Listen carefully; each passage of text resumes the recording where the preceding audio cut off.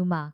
오늘 저는 가난한 시절 힘겹게 살아가면서 아들과 딸을 대학교까지 보냈지만 결국 아들에게 배신당하고 인연을 끊게 된 조술래 할머니의 이야기를 전해드리려고 합니다. 함께 들어보시죠. 영상을 시작하기 전에 한 번의 클릭으로 격려를 부탁드립니다. 좋아요와 구독은 제 인생의 편지에 큰 힘이 됩니다. 조술래 할머니는 어린 나이에 결혼했어요. 마을에서 홍기가 찬 처녀 총각은 할머니와 그이의 남편밖에 없었죠. 그들의 친정 엄마와 시어머니는 서로 아는 사이였고 자연스럽게 할머니의 친정 엄마가 중매를 서게 되었어요. 몇 번의 만남 끝에 두 사람은 결혼식을 올렸습니다. 처음에는 서로에 대한 애정이나 마음이 크지 않았어요.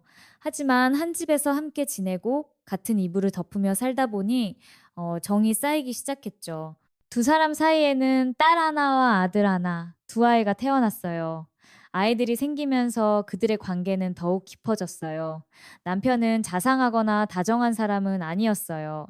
뜻대로 기분대로 행동하거나 술에 취해 폭언을 하게 됐죠. 그러나 조술래 할머니는 당시 많은 아내들이 그랬듯이 참아 넘겼습니다. 남편이 최소한의 책임은 다하고 있다고 생각했기 때문이에요. 하지만 어느 날 남편이 바람을 피운다는 사실을 알게 되었어요. 집에 들어오지 않는 날이 많아졌고 술에 취해 처음 듣는 여자의 이름을 부르기도 했어요. 조술래 할머니는 주변 사람들에게 고민을 털어놓았지만 돌아오는 대답은 항상 같았어요. 바람 한 번 안 나는 남자가 어디 있어. 그런 걸로 이혼하면 대한민국에 이혼 안 한 부부가 없을 거야. 그냥 참고 살아. 그런 시대였어요. 조술래 할머니는 혼자 아이들을 키울 수 없을 거라는 두려움에 그리고 조강지처라는 사회적 위치 때문에 이혼을 결심하지 못했어요. 그녀는 남편의 외도를 참고 견디며 살아야만 했어요. 솔직히 겁이 나기도 했어요. 남편이 벌어다 주는 돈이 아니면 생활하기도 힘들고 배운 것도 없고 할 줄 아는 것도 없었기 때문에 혼자서 어린아이 둘을 키울 엄두도 나지 않았어요. 그래서 참았죠. 아는 척도 하지 않았어요. 하지만 그런 할머니의 노력도 물거품이 되었어요. 남편이 먼저 할머니에게 이혼을 요구했으니까요. 뭐? 이혼? 당신이 잘못해놓고 뻔뻔하게 이혼하자고 그래? 내가 잘못했으니까 이혼해주겠다고? 양육비 넉넉하게 준다잖아? 그럼 우리 애들 아빠 없는 자식 만들겠다는 거야? 이 옆에 내가 남편이 이혼하자고 하면 하는 거지. 말이 왜 이렇게 많아? 날마다 싸웠습니다.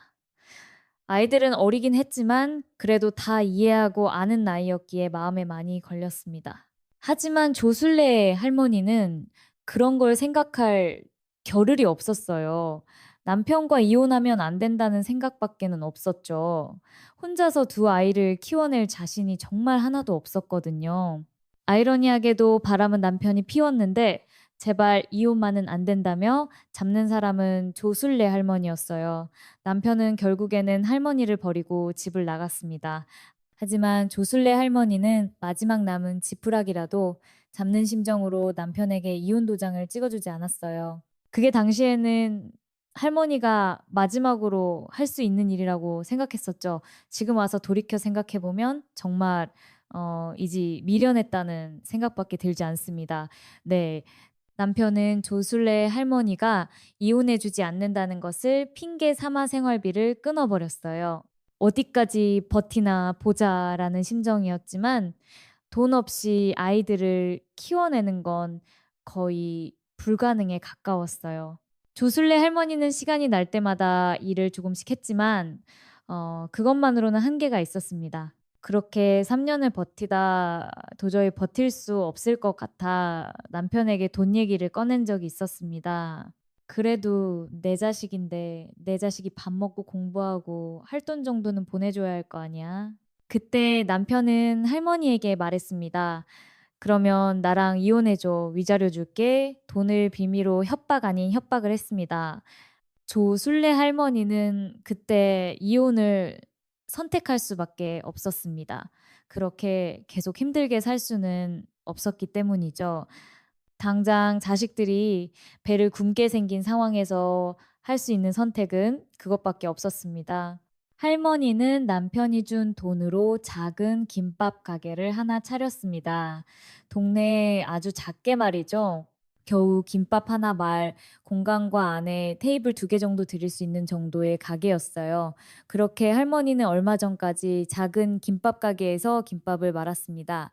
그걸로 아이들을 먹이고 입히고 공부시켰어요. 물론 힘들기만 했던 것은 아니었습니다. 아이들이 자라오는 것을 보며 행복하기도 했죠. 할머니는 하루 종일 가게에서 김밥을 말아야 했었기 때문에 아이들을 하루 종일 신경 쓸 수 없었습니다. 그래서 아이들에게 늘 미안해했지만 아이들은 잘 자라주었습니다. "엄마 괜찮아요. 저희는 엄마가 있어서 행복해요." 아들이 말했습니다. "엄마 사랑해요." 딸도 말했습니다. 잘 자랐다고 믿었어요. 딱히 엇나가지도 않았고 공부도 잘했고 좋은 대학교에 갔으니까요. 아들은 할머니의 바람대로 의대에 들어갔고 딸도 아들만큼은 아니지만 명문대를 졸업했습니다. 할머니의 별 볼 일 없는 인생의 유일한 자랑거리는 아들과 딸 두 자식이었을 것입니다. 어느덧 성인이 되었고 시집 장가갈 나이가 되었습니다. 아들은 대학병원 의사가 되었고 딸은 일반 회사에 다녔습니다. 사실 할머니는 아이들이 그렇게 크면서 김밥 장사를 그만해야겠다고 생각했습니다. 식당이 그렇게 작았어도 동네에 소문이 많이 나고 김밥 맛집이라고 여기저기 소개가 몇 번 되었던 탓에 손님이 늘 많았습니다. 이제는 제법 모아둔 돈이 많았지만 그래도 찾아주시는 분들이 너무 감사해서 계속하고 있었습니다. 손님들 덕택에 자식들을 먹이고 입힐 수 있었기 때문입니다. 그러던 어느 날 아들이 넌지시 이렇게 말했습니다. 어머니, 이제는 김밥집 그만하셔도 되지 않아요? 저희도 다 커서 밥벌이 하고 있고 엄마도 힘들고 돈도 얼마 안 되고 할머니는 답했습니다. 나도 그러고 싶은데 그래도 단골분들 생각하면 할 수 있는 데까지는 해야 하지 않나 싶다. 그분들 덕에 이만큼 사는 건데 아들은 어딘가 할머니의 대답이 마음에 들지 않는 듯 보였습니다. 둘째, 딸이 할머니에게 알려주었습니다. 알고 보니 아들에게 당시에 만나는 여자가 있었습니다. 그리고 결혼까지 생각하며 진지하게 만나는 중이었어요. 그 여자에게 어머니가 김밥 장사를 한다고 말하기가 좀 그랬던 것 같았습니다.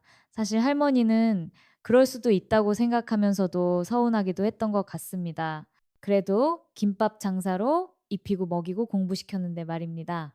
할머니가 고생한 걸 알아달라는 마음은 아니었지만 그래도 감사하다는 표현을 해줬으면 덜 서운했을 것 같았습니다. 꼭 알아달라고 한 건 아니었지만 그래도 너무 몰라주면 서운한 그런 감정이 들었죠.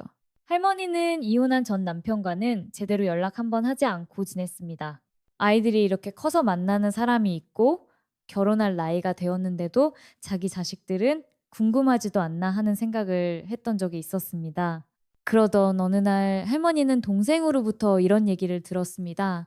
언니, 애들 지들 아빠랑 만나는 거 알아? 할머니의 남편 여동생과 건너하는 사이였던 동생이 아이들의 고모되는 전 시누이의 지인을 통해 그런 얘기를 들었다며 저에게 얘기해 주었습니다. 할머니는 당시에는 정말 생전 처음 듣는 얘기였고 아이들과 그렇게 연락을 하고 지낸다는 걸 정말 꿈에도 몰랐기 때문에 놀랐던 기억이 있습니다. "잘못 들은 거 아니야. 애들한테 그런 얘기 들은 적이 없는데." 할머니가 말했습니다. "아니야. 분명히 자기 조카들이 어쩌고 하면서 우리 애들 얘기를 했대. 언니가 한번 물어봐." 동생이 말했습니다. 사실 궁금하기는 했습니다.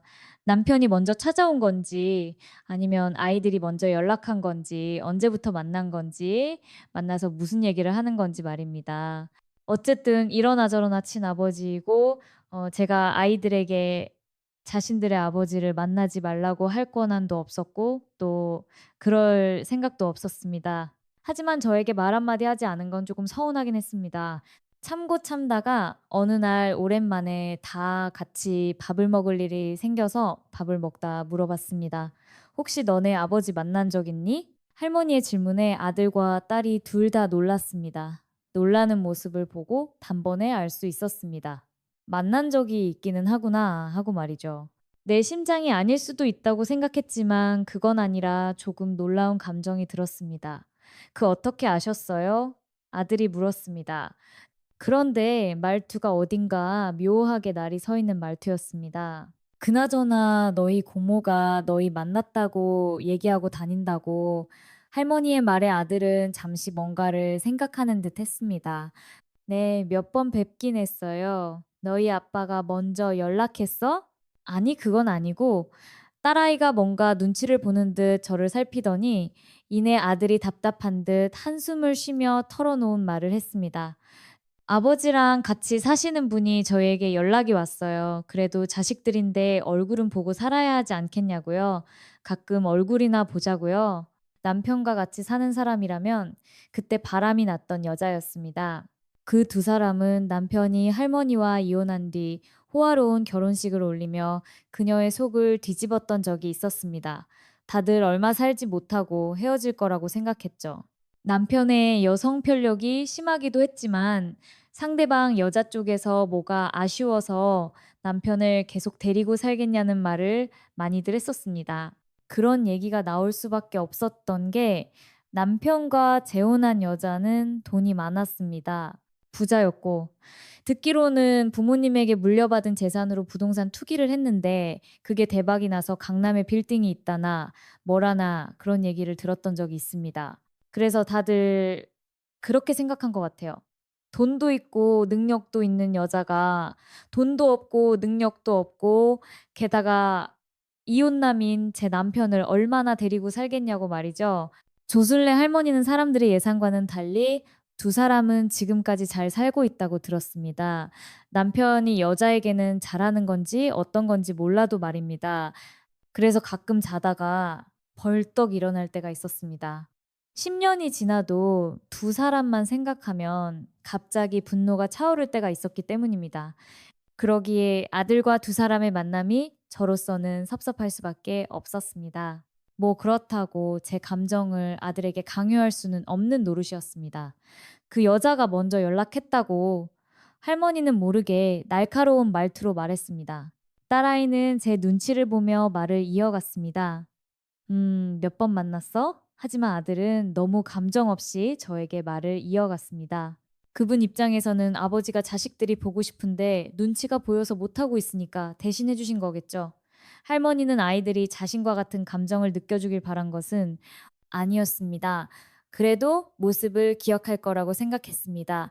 남편이 자신과 아이들을 어떻게 버렸는지 말이죠. 그걸 기억할 만큼의 나이긴 했으니까요. 하지만 아무런 원망과 증오 같은 게 없어 보였습니다. 분명히 자라면서 아버지를 원망하는 말을 종종 했는데 말입니다. 아무리 시간이 이야기했지만 제 입장에서는 그런 아이들의 반응이 섭섭할 수밖에 없었습니다. 섭섭하네요. 아들이 물었습니다. 그런 마음이 들지 않는다면 그건 거짓말이겠지. 하지만 그래도 너희 아버지인데 내가 어떻게 천륜을 끊으라고 하겠니? 그래도 미리 말해줬으면 더 좋았을 거라는 생각이 들긴 하는구나. 조술래 할머니가 답했습니다. 말하면 엄마가 섭섭해할까봐 딸아이는 그렇게 말했습니다. 하지만 딸의 목소리에는 미안함이 담겨 있었습니다. 아들과는 달리 딸은 어머니의 감정을 이해하는 듯 했습니다. 그러고 뒤로도 아들과 남편, 그리고 여자는 종종 만나는 듯 보였습니다. 할머니의 딸은 할머니가 불쌍해서 가지 않는다고 했습니다. 어느 날 여동생이 할머니에게 이런 말을 했습니다. 애들 설마 돈 때문에 여자 만나는 건 아니겠지? 그게 무슨 소리야? 아니, 그렇잖아. 둘 사이는 자식도 없고 또 그 여자는 재산 누구한테 물려줄 거야? 물려줄 사람도 없는 것 같던데 그래서 애들 찾았을 수도 있다는 거고 여동생의 말에 조술래 할머니는 인상을 팍 썼습니다. 그 사람들은 그럴 수 있어도 우리 애들이 돈 때문에 그럴 애들은 아니야. 적어도 그렇게 키우지는 않았다고 조술래 할머니는 그렇게 생각했습니다. 하지만 한번 그런 얘기를 듣게 되고 나니 마음의 의심 같은 게 조금씩 자라기 시작했습니다. 어느 날은 정말 돈 때문인가? 그것 때문에 여자와 남편을 만나는 건가 하는 생각이 들었던 적도 있었습니다. 여동생의 말처럼 여자와 남편 사이에는 아이가 없었습니다. 가지려고 노력한다는 얘기는 들었지만 끝끝내 생기지 않은 걸로 알고 있었습니다. 할머니는 그들이 그런 이유로 우리 아이들을 찾았을 수는 있지만 우리 아이들은 절대 그러지 않을 거라는 생각을 했습니다. 아니, 하려고 노력했습니다. 그런데 정말로 믿을 수 없는 이야기를 듣게 되었습니다. 언니, 준성이가 여자친구를 애들 아빠한테 소개해 줬다는데 동생이 말했습니다. 그 여자도 있는 자리에서 할머니는 놀라 물었습니다. 언니, 준성이 여자친구 소개받은 적 있어? 없지? 진지하게 만나고 있는 사람이 있다는 건 알았지만 정식으로 소개를 받은 적은 없었습니다. 할머니는 단순히 소개할 때가 되면 알아서 하겠지 막연히 생각했습니다. 그리고 자신에게 먼저 소개해 줄 거라는 생각도 했습니다. 남편과 그 여자가 아닌 다른 누군가에게 먼저 소개할 거라는 건 단 한 번도 상상해 본 적이 없었기 때문입니다. 그래서 너무나도 충격적이었습니다. 처음에는 믿지 않았습니다. 설마 그럴 리가 없다고 생각했습니다. 그러나 시간이 지날수록 그 이야기가 맞다는 걸 알게 되었습니다. 너 여자친구를 내 아빠랑 여자한테 소개했다는 게 정말이야? 할머니는 아들에게 물었습니다. 아들은 한동안 말을 하지 않았습니다.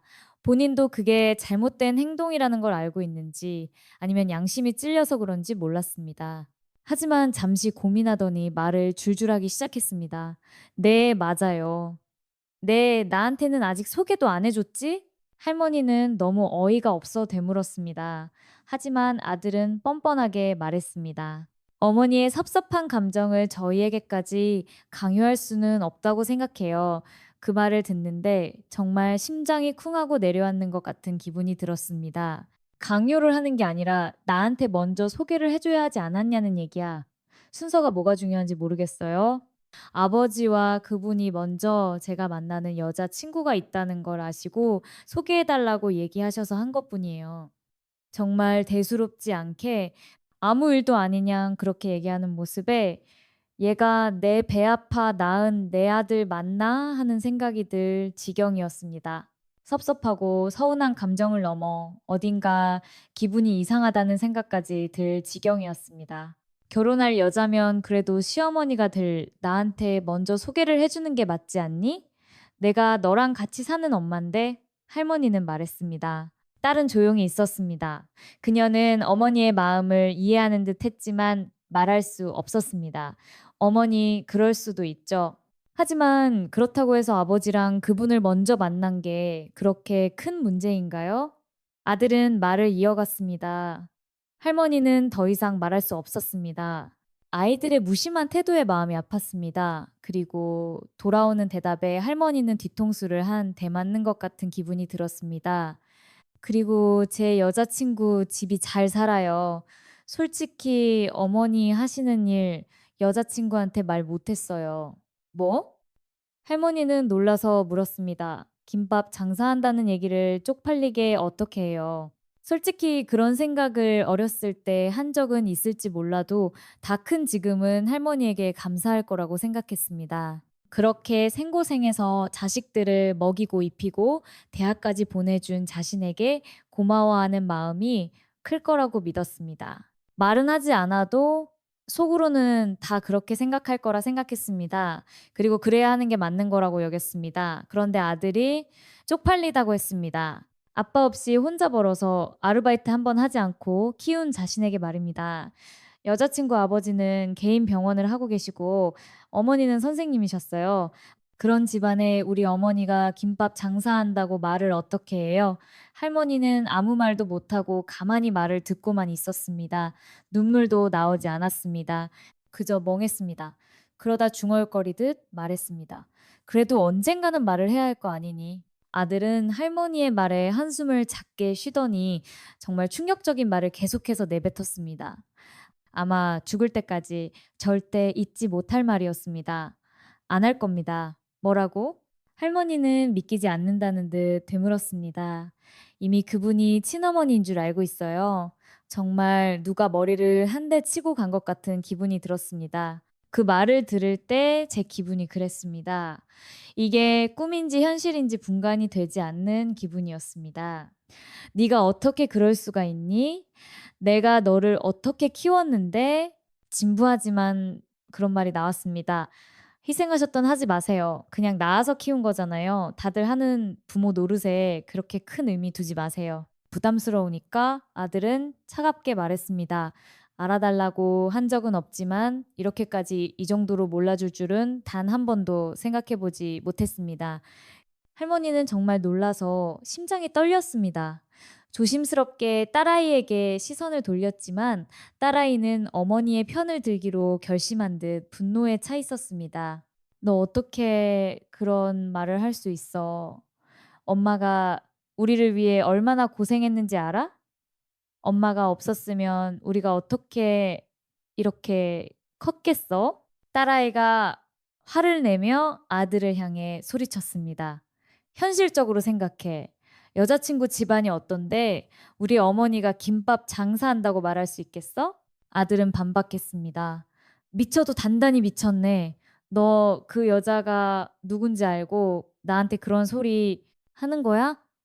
우리 엄마가 왜 이혼했는지 몰라? 내가 알려줘야 해?" 딸아이는 단호하게 말했습니다. "됐고, 너는 그럼 너대로 살아. 나는 그분을 어머니라 생각하고 살기로 했으니까." 아들이 다시 차갑게 말했습니다. "내가 진짜 내 아들 맞긴 한 거냐?" 할머니는 말을 이었습니다.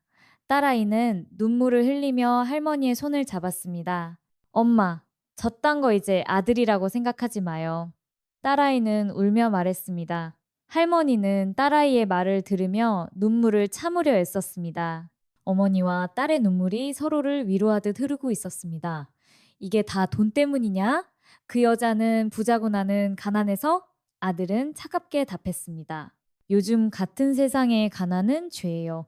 어디 가서 제가 우리 어머니가 김밥을 팔아서 나 대학 공부 다 시켜줬다 그러면 시집을 여자가 세상 천지 어디 있겠어요? 그러니까 어머니가 정말 자식들을 아끼고 생각하시면 그냥 이대로 모른 척 살아요. 저는 그분을 어머니로 여기며 살 테니까요." 할머니는 하고 싶은 말도 많았고 한 대 때리기라도 했어야 했지만 아무 말도 아무 행동도 할 수 없었습니다. 그만큼 상황이 너무나 충격적이었기 때문입니다. 어떤 행동도 할 수 없을 정도였습니다. 이미 그년한테 어머니하고 다니면서 같이 밥도 먹고 엄청 친하게 지낸다고 하더라고. 동생이 말했습니다. "그 새끼 그거 진짜 천벌받을 거야. 어디 자기를 그렇게 키워준 엄마한테 그런 막말을 해." 폐륜이 이거지 다른 게 아니고 할머니는 도저히 이 상황을 믿을 수가 없었습니다. 사실 믿고 싶지도 않았습니다. 그래서 제 눈으로 확인해야겠다는 생각이 들었습니다. 여동생을 통해 수소문에 제 자식들과 남편 그리고 그 여자가 만나는 자리에 몰래 갔습니다. 할머니는 그들의 대화를 들었습니다. "어머니, 늘 감사합니다." 아들이 말했습니다. "나한테 뭘 감사해. 이렇게 늦게 내 자식이 되어준다는 것 자체가 고맙지. 나이 드니까 외로워서 자식들 생각났었는데 이렇게 찾아와주고 어찌나 고마운지 모른다." 여자가 말했습니다. "아니에요. 자식으로서 해야 할 노릇인 거죠. 뭐 그렇게 말해주니 정말 고맙구나. 이제라도 우리 가족처럼 잘 지내보자." 화기애애한 그들의 대화를 듣고 있자니 할머니는 슬펐습니다. 내가 저런 아들을 그래도 내 자식이라고 나 먹는 건 아까워해도 자식들 입에는 하나라도 더 넣어주고 몇십 년을 새벽같이 김밥을 말러나가고 그랬나? 나지막이 읊조렸습니다. 그러면 지금까지의 내 인생은 뭐였나 하는 생각이 들었습니다. 그날 할머니는 멍하게 집으로 돌아왔습니다. 그들 사이에 낄 생각도 들지 않았습니다. 그냥 나만 사라지면 되는구나. 내가 불청객이구나 하는 생각이 온 머릿속을 지배해서 죽고 싶다는 생각이 들었습니다. 그러다 집에 와서 문득 이런 생각이 들었습니다. 여태 하고 싶은 것도 먹고 싶은 것도 다 참아가며 살았는데 너무 억울하네. 그 순간 여태 못하며 살았던 걸 해보고 죽어야겠다는 생각이 들었습니다. 그래서 제일 먼저 짐을 쌌습니다. 그리고 식탁 위에 편지 하나를 남겼습니다. "이 집은 내 명의로 되어 있으니 짐을 빼라. 오늘 부동산에 이 집을 내놓을 계획이니까 이제부터 각자 알아서 살도록 해. 김밥 장사하는 가난한 엄마 싫다면서 이 집에 얹혀 사는 그런 선택은 하지 않을 거라 생각한다." 그리고 할머니는 집을 나와 여동생의 집으로 갔습니다. 여동생은 남편과 사별하고 아이들은 독립시키고 혼자 살고 있었습니다. 얼마 지나지 않아 딸에게 연락이 왔습니다. 딸은 울먹이며 말했습니다. "엄마, 저도 같이 가고 싶어요. 저 오빠랑은 다르게 엄마를 버릴 수 없어요." 할머니는 딸의 말을 듣고 눈물이 핑 돌았습니다. 사실 딸은 잘못이 없었습니다. 갑자기 집이 없어진 딸이 불쌍했습니다. "그래, 같이 가자. 너랑 나랑 둘이서 새롭게 시작해보자." 딸은 조심스럽게 짐을 싸고 어머니와 함께 여동생의 집으로 갔습니다. 여동생은 할머니와 조카를 따뜻하게 맞이해 주었습니다. "언니, 여기서 편히 지내. 나도 외로웠는데 너희가 와줘서 너무 고마워." 여동생이 말했습니다. 할머니는 동생의 집에서 새로운 시작을 다짐했습니다. 딸과 함께 앞으로의 삶을 생각하며 이제는 자신을 위해 살겠다고 결심했습니다. 할머니는 여동생의 집에서 새로운 시작을 다짐했습니다. 그러던 어느 날 아들에게서 연락이 왔습니다. "저 곧 집을 구해서 나갈 거예요." 아들이 말했습니다. 사실 할머니는 아이들에게 말하지 않은 게 하나 있었습니다. 언젠가 깜짝 선물처럼 주고 싶었던 것이었습니다. 앞서 이야기했듯이 그녀는 김밥 장사로 꽤 많은 돈을 벌었습니다. 아이들은 그저 장사가 조금 잘 되는 가게라고 생각했지만 실제로는 생각보다 더 잘 되는 가게였습니다. 아들은 아직 모르지. 언니가 주려고 강남에 아파트 사놓은 거 이렇게 되고 본이 몰랐던 게 나았던 걸까 싶다. 여동생이 말했습니다. 할머니는 강남에 좋은 아파트 두 채를 미리 사놨었습니다. 아이들이 결혼할 나이가 다가오니 신혼집으로 그리고 유산으로 한 채씩 줄 생각으로 말입니다. 혹시나 아이들이 엄마가 너무 고생한다고 생각하고 미안해할까 봐 비밀로 했었습니다. 이제 그 아파트 한 채를 팔아 동생과 딸 그리고 자신이 살 집을 따로 구하고 남은 돈으로 셋이 함께 못 가본 곳들을 여행하고 못 먹어본 음식들을 먹으며 살아야겠다는 생각이 들었습니다. 그렇게 생각하니 오히려 홀가분한 기분이 들었습니다. 얼마 뒤 집에서 아들 짐을 챙겨서 나갔다는 소식을 전해 들었습니다. 듣기로는 원룸 같은 작은 집을 구해서 나간 것 같았습니다. 아마 거기서 몇 년간 살다 보면 자기들이 그렇게 받들어 모시는 부자 엄마가 재산을 떼어줄 거라고 생각했겠죠. 그런데 한 가지 의문이 들었습니다. 할머니는 여동생에게 말했습니다. "그런데 그렇게 가족처럼 잘 지내자고 자기들끼리 난리를 치면서 집을 원룸에 살게 해둘다? 뭐 벌써 재산을 물려주고 할 만큼은 아니다. 그런 건가? 아무리 그래도 그놈이랑 산 세월이긴데 그놈이 좀 보태줄 수 있는 거 아니야? 조금 이상하긴 하네. 그래도 여자랑 한 집에서 살붙이고 산 세월이 얼만데 그 부자인 아내의 재산을 정말 단 하나도 손을 못 대는 건가 싶어. 자식들이 당장 집이 없어 쫓겨나게 생겼는데 그걸 한 푼도 보태주지 않은 게 신기하기도 해." 그러던 어느 날 동생이 조금 이상한 말을 했습니다. "그 여자 그거 돈 그렇게 많은 거 아닌 것 같던데?" 동생이 말했습니다. 할머니는 놀라 물었습니다. "그게 무슨 소리야? 결혼식도 그렇게 화려하게 했고 지금 사는 집도 엄청나게 좋은 고급 아파트라며? 그 결혼식도 사실 우리가 식장 얘기를 들은 거잖아. 그리고 아파트도 소문일 뿐이지 다 제대로 확인된 게 없어. 그래도 그 자식이 그렇게 오래 여자랑 같이 사는 건 다 이유가 있는 걸 텐데." 할머니는 의아해했습니다. "둘이 사기치고 다닌다는 말이 있던데." 여동생이 말했습니다. "그 여자한테 돈을 빌려주고 받지 못한 사람들이 한둘이 아니래. 사업을 핑계로 돈을 빌려가지고 갚지 않는다고." 할머니는 충격을 받았습니다. 여동생이 설명했습니다. 사업을 했던 시절이 있었고 그게 잘 풀렸던 시기도 있었나 봐. 하지만 어느 순간부터 사업도 안 하고 여기저기 돈을 빌리러 다닌다는 얘기가 있더라고.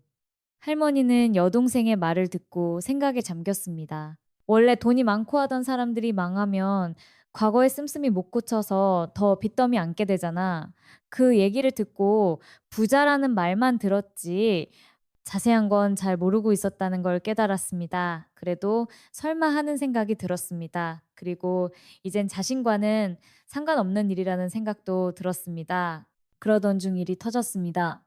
그리고 최근에 그 여자 소송 걸렸다는데 여동생이 말했습니다. 무슨 소송? 할머니는 놀라 물었습니다. 여자한테 돈 빌려주고 못 받은 사람들이 단체로 소송을 걸었대. 지금 난리가 났대. 여동생의 말은 사실이었습니다. 상간녀에게 돈을 빌려주고 받지 못한 사람들이 수십 명이었고 금액은 수십억 원대였습니다. 이 여자는 한 푼도 없이 빚밖에 없었습니다. 이제 와서 자식들 보고 싶다고 찾은 것도 다 이 빚 감당이 안 될 것 같으니까 나이 들고 갈 곳도 없어질 것 같아서 그랬던 것 같았습니다. 할머니는 아들이 멍청하게 거기에 넘어갔다는 생각이 들었습니다. 그러던 중 할머니 핸드폰으로 아들이 전화가 왔고 마침 같이 있던 딸이 전화를 받았습니다. 어머니 혹시 집 팔았어요? 어머니 이제 와서 어머니 찾냐? 그게 네가 왜 궁금한데? 딸이 답했습니다. 오늘 거기 가봤는데 다른 사람들이 살고 있어서 집 팔았어? 그러면 우리는 이제 어디서 살아? 아들이 말했습니다. 딸은 어이가 없었습니다. 우리라니? 너는 이 집 아들 아니야? 그건 너 이제 알아서 해야지. 진짜 어이가 없네. 엄마가 그동안 얼마나 고생했는지 너도 알잖아. 그런데 이제 와서 어디서 살 거냐고? 딸은 화를 냈습니다. 할머니는 딸의 말을 듣고 고개를 끄덕였습니다. 딸이 자신의 편을 들어준다는 것이 고마웠습니다. 아들은 더 이상 할 말이 없었습니다. 씁쓸하게 한마디를 남기고 전화를 끊었습니다. 그래, 알았어. 알아서 할게. 아들이 말했습니다. 그리고 얼마 가지 않아 아들에게 연락이 왔습니다. 할머니는 혼자 나가기 싫어 여동생과 딸도 함께 나갔습니다. 어머니, 아들이 말했습니다. 어머니라는 소리에 할머니는 어이없는 웃음이 나왔고 여동생은 헛웃음을 지으며 말했습니다. 내 손으로 버린 엄마한테 뭐 아쉬운 소리를 할 게 있어서 온 거야? 부자 어머니 찾아서 가난한 어머니 버리고 갈 때는 언제고 이제 부자 어머니가 부자가 아니라 사기꾼이라고 하니까 이렇게 아쉬운 소리를 하러 와? 이모는 무슨 말씀을 그렇게 하세요?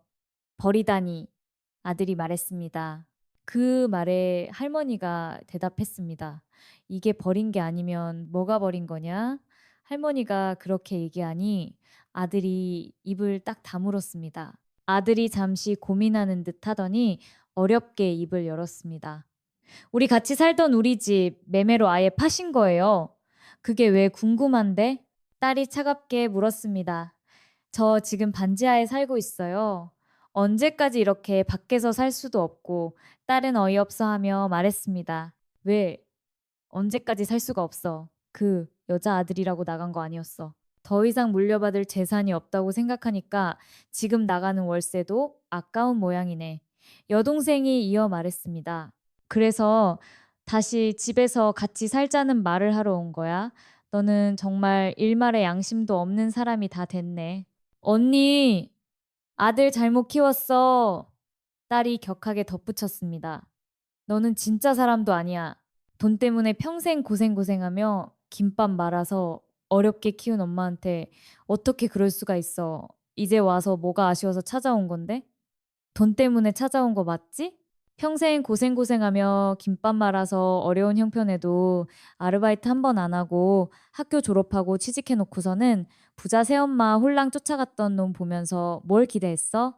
아들은 말도 하지 못했습니다. 할머니는 단호하게 말했습니다. 이제 더 이상 난 아들 없다고 생각하고 살 거야. 너도 내 인생 알아서 살아. 너 주려고 했던 것도 이제 다 정리했어.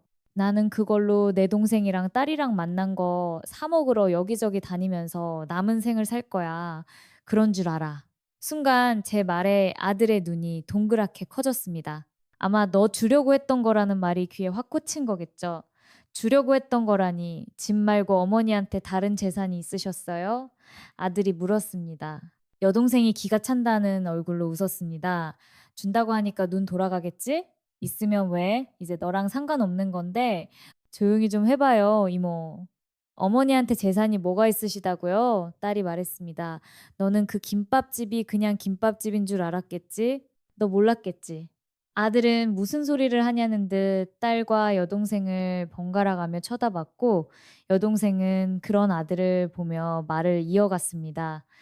네, 엄마가 너 결혼하면 주려고 강남 아파트 한 채 사놨던 거 모르지? 그래, 그걸 알았다면 네가 그런 짓을 못했겠지. 네, 아파트요? 아들은 정말 놀란 것 같았습니다. 그렇게 큰 소리로 대묻더니 한동안 말이 없더군요. 그러더니 할머니를 향해 물었습니다. 그게 정말이에요? 그랬지. 이제 다 정리했다. 돈으로 나 하고 싶은 거 다 하면서 살 거야. 할머니가 말했습니다. 네가 무슨 말을 해도 나는 내 돈은 단 한 푼도 물려줄 생각이 없어. 그 잘난 사기꾼 새엄마 잡아다가 재산 달라고 해. 뭐 물려줄 재산도 없을 것이고 있어도 다 빚지겠지만 할머니가 냉정하게 말했습니다. 한동안은 조용히 지냈습니다. 그런데 만남이 있고 얼마 지나지 않아 또 아들이 찾아왔습니다. 할머니는 문전박대를 할 수는 없어서 집 안으로 들였습니다. 아들은 집으로 들어오자마자 무릎을 꿇었습니다. 어머니, 정말 죄송해요. 제가 잘못했어요. 한 번만 용서해 주세요. 아들이 말했습니다. 그렇게 했지만 막상 아이들이 저에게 무릎을 꿇고 사과하는 모습을 보는 것이 기분이 썩 좋지만은 않았습니다. 아무리 원망하고 정이 많이 떨어졌다고 해도 그래도 할머니의 핏줄인 것은 사실이었으나 기뻐할 수만은 없었습니다. 뭐 그런 기분이 들지도 않았고 말입니다. 여동생이 냉정하게 말했습니다. 너 진짜 뻔뻔하다. 이렇게 노골적으로 돈 때문에 사과한다는 걸 광고하면서 무릎을 꿇어? 그게 아니라요, 이모. 아들이 변명하려 했습니다. 딸이 말을 끊었습니다. 이런 상황에서 그게 아니라고 하면 누가 믿어? 부자 어머니 좋다고 하면서 고생고생해서 키운 엄마 버리고 갈 때는 언제고. 부자 엄마가 사기꾼이고 사실 진짜 엄마가 부자라고 하니까 바로 무릎 꿇는 거 네가 생각하기에도 너무 속보이고 부끄럽지 않니? 아들은 여동생과 딸의 말에 아무 말도 하지 않았습니다. 물론 그도 인간인지라 찔리고 민망한 마음이 없지 않았을 것입니다. 그리고 할머니가 단번에 용서할 거라는 생각도 안 했을 것입니다. 하지만 아까웠어. 그리고 이렇게 빌면 그래도 엄마인데 용서를 해줄 거라고 생각했을 것입니다. 할머니는 단호하게 말했습니다. 이렇게 빌면 그래도 나는 용서해 줄 거라고 생각했겠지. 그러니까 이렇게 막무가내로 와서 무릎부터 꿇는 거겠지. 하지만 난 절대 그러지 않을 생각이다. 너희는 단순히 가난한 엄마를 버리고 부자 엄마한테 간 게 아니야. 내가 살아온 모든 세월을 부정한 거다. 나는 너를 위해서 그렇게 열심히 일하고 또 내 인생의 전부가 너였는데 표현은 안 해도 속으로 감사해야 할 거라고 나를 정말 사랑할 거라고 생각했는데 그게 고작 돈 몇 푼에 그렇게 쉽게 버려질 수 있다는 거에 나는 너무 큰 충격을 받았고 죽고 싶다는 생각까지 했었어. 그렇게까지 얘기했지만 아들은 쉽게 포기하지 않았습니다. 아마 돈이 아주 아까웠을 겁니다. 강남의 아파트는 본인들이 평생 버는 돈으로는 살 수 없는 집이었으니까요. 아들은 지금 여자친구와 헤어질 위기라며 거의 빌기했습니다.